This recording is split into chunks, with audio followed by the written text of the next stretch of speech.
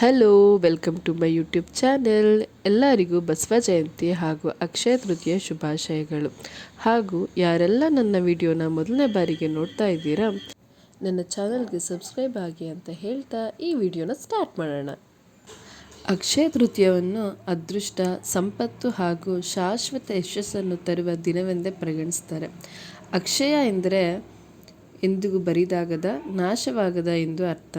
ಹಾಗಾಗಿ ಈ ದಿನ ಮಾಡೋ ದಾನ ಧರ್ಮಗಳು, ಧಾರ್ಮಿಕ ಕಾರ್ಯಗಳು, ಖರೀದಿಗಳು ಶಾಶ್ವತ ಫಲವನ್ನು ನೀಡುತ್ತವೆ ಅನ್ನೋ ನಂಬಿಕೆ. ಅಕ್ಷಯ ತೃತೀಯದಂದು ಅಕ್ಷಯ ಪಾತ್ರೆಗೆ ಪೂಜೆ ಕೂಡ ಮಾಡ್ತಾರೆ. ತಾಮ್ರದ ಚೆಂಬಿಗೆ ಶ್ರೀಗಂಧದಿಂದ ಶ್ರೀ ಎಂದು ಬರೆದು ಅದರ ತುಂಬ ಅಕ್ಕಿಯನ್ನು ತುಂಬಿ ಚಿನ್ನ, ಬೆಳ್ಳಿ, ಅರಿಶಿನ ಕೊಂಬನ್ನು ಅದರಲ್ಲಿ ಹಾಕಿ ಅದರ ಜೊತೆಗೆ ನಾಣ್ಯಗಳನ್ನು ಕೂಡ ಹಾಕಿ ನಮ್ಮ ಮನೆ ಅಕ್ಷಯವಾಗಲಿ ಎಂದು ಪೂಜಿಸ್ತಾರೆ.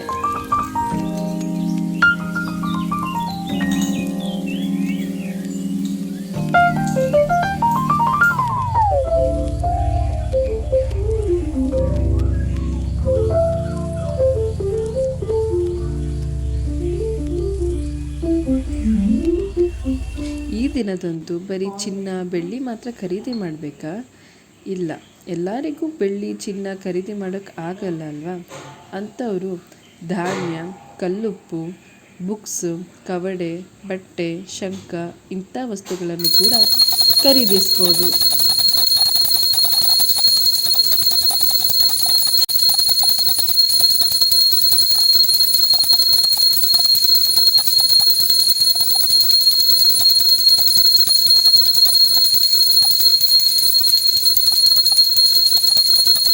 ಈ ಅಕ್ಷಯ ತೃತೀಯಾಗೆ ನಾವು ಕೂಡ ಏನಾದರೂ ತರಬೇಕು ಅಂತ ಹೊರಟ್ವಿ. ಸೊ ನೀವೇ ನೋಡಿ ನಾವೇನು ತಂದ್ವಿ ಅಂತ.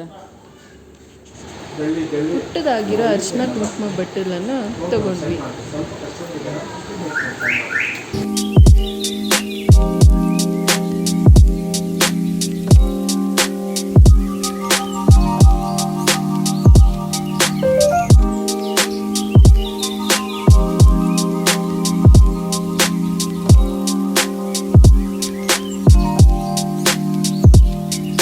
ಈ ಅಕ್ಷಯ ತೃತೀಯದಂದು ನೀವು ಕೈಗೊಂಡ ಕಾರ್ಯ ಅಕ್ಷಯವಾಗಲಿ ಹಾಗೂ ಅದೃಷ್ಟ ಲಕ್ಷ್ಮಿ ನಿಮಗೆ ಒಲಿಯಲಿ ಎಂದು ಹಾರೈಸ್ತಾ ಈ ವಿಡಿಯೋನ ಇಲ್ಲಿಗೆ ಮುಗಿಸ್ತಾ ಇದ್ದೀನಿ. Thank you.